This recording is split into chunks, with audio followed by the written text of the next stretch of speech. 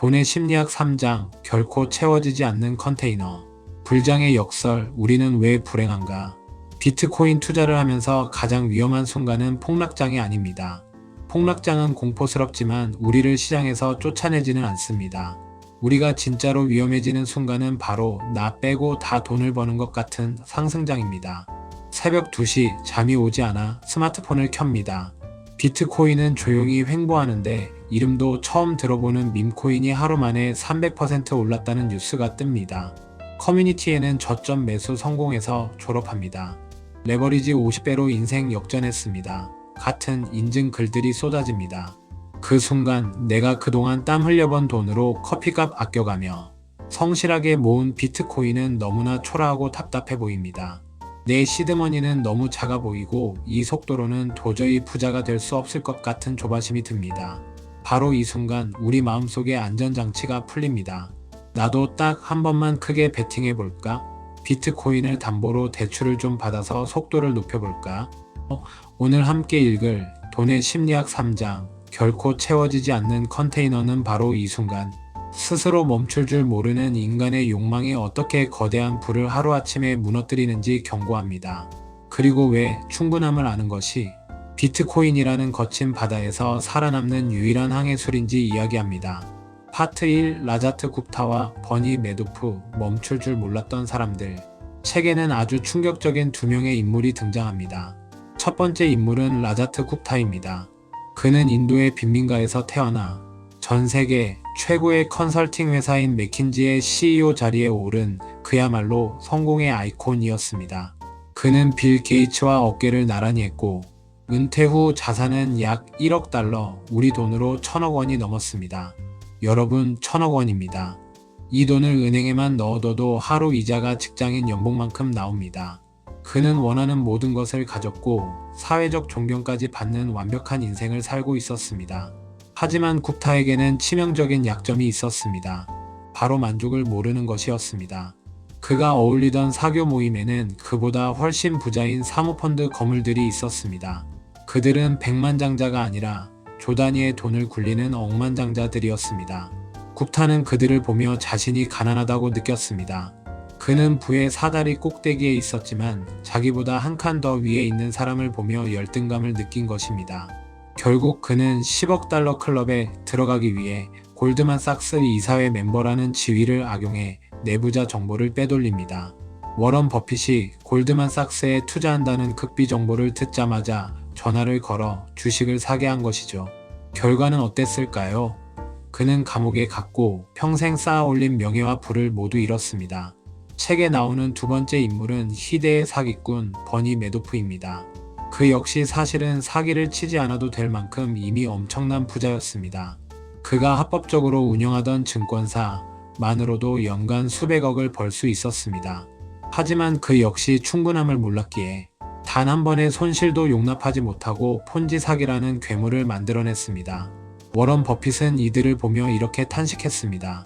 그들은 자신이 가지지 못한 것, 더 많은 돈을 얻기 위해 자신이 가진 것, 명예, 자유, 이미 충분한 돈을 걸었다.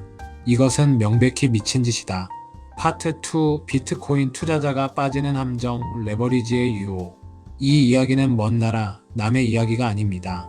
바로 우리 비트코인 투자자들의 이야기입니다. 많은 분들이 현물로 비트코인을 꾸준히 모으고 계십니다. 1개든 0.1개든 이 자산은 시간이 흐르면 그 가치를 증명할 것입니다. 여러분은 이미 확실한 미래를 가지고 있습니다. 하지만 우리는 속도의 유혹에 빠집니다. 3년 뒤에 부자 되는 건 너무 느려. 당장 다음 달에 부자가 되고 싶어. 그래서 우리는 가지지 못한 대박을 얻기 위해 이미 가진 소중한 비트코인을 담보로 잡고 선물 거래를 하거나 빚을 내어 무리한 투자를 감행합니다. 여기서 문제가 발생합니다. 비트코인은 변동성이 매우 큰 자산입니다. 현물로 들고 있으면 마이너스 50%가 되어도 기다리면 회복됩니다. 시간은 내 편입니다. 하지만 레버리지를 쓰는 순간 시간은 내 적으로 변합니다. 잠깐의 하락에도 청산이라는 사형 선고가 내려집니다. 라자트 굽타가 1,000억 원을 걸고 범죄를 저지른 것처럼 우리도 확실한 노후 자산을 걸고 도박을 하는 셈입니다. 이길 확률이 아무리 높아도 파산의 가능성이 1%라도 있다면 그것은 합리적인 투자가 아닙니다. 파트 3. 움직이는 꼴대를 멈추는 법. DCA는 생존의 철학이다. 그렇다면 우리는 어떻게 해야 할까요? 저자는 우리를 불행하게 만드는 원인이 꼴대에 옮기기에 있다고 말합니다. 자본주의 사회에서 욕망의 꼴대는 고정되어 있지 않습니다. 1억을 벌면 꼴대는 10억으로 도망가고 10억을 벌면 100억으로 도망갑니다. 내가 앞으로 나아가는 만큼 기대치도 똑같이 높아지기 때문에 우리는 영원히 결핍을 느낄 수밖에 없습니다. 이 끝없는 경주를 멈추는 유일한 방법은 스스로 충분함의 깃발을 꽂는 것입니다. 여기서 비트코인 투자자로서 우리가 가져야 할 충분함의 태도는 바로 DCA 적립식 매수입니다. 어떤 사람들은 DCA를 시드가 없는 사람들이나 하는 소극적인 방법이라고 비웃습니다. 하지만 돈의 심리학의 관점에서 DCA는 가장 공격적이고 위대한 생존 전략입니다. DCA는 이렇게 말하는 것과 같습니다. 나는 시장의 타이밍을 맞추려는 교만함을 버리겠다. 대신 나는 시장에서 절대로 퇴출당하지 않는 길을 선택하겠다. 자신의 소득 범위 내에서 무리하지 않는 선에서 꾸준히 비트코인을 모아가는 행위. 이것은 단순한 투자 기법이 아닙니다. 이것은 나는 나의 탐욕 때문에 내가 가진 비트코인을 단 하나의 사토시도 잃지 않겠다는 강력한 선언입니다. 충분함을 아는 투자자는 하락장이 와도 두렵지 않습니다. 빚이 없고 감당할 수 있는 만큼만 투자했기 때문입니다. 그들은 밤에 발 뻗고 잘 수 있으며 결국 끝까지 살아남아 승리자가 됩니다. 파트 4. 비교는 기쁨을 훔쳐가는 도둑이다. 마지막으로 저자는 강조합니다.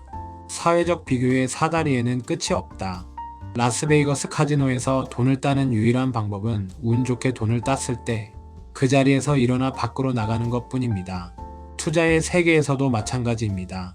남들이 얼마나 벌었는지 누가 코인으로 졸업했는지는 중요하지 않습니다. 그건 그 사람의 리스크였고 그 사람의 운이었습니다. 그 화려한 수익 인증 뒤에는 소리 없이 사라진 수천 명의 실패자들이 있다는 사실을 기억해야 합니다. 여러분의 경쟁 상대는 옆집 친구가 아닙니다. 바로 어제의 나입니다. 지난달보다 내 비트코인 수량이 아주 소량이라도 늘어났나요? 그렇다면 여러분은 이미 이기고 있는 겁니다.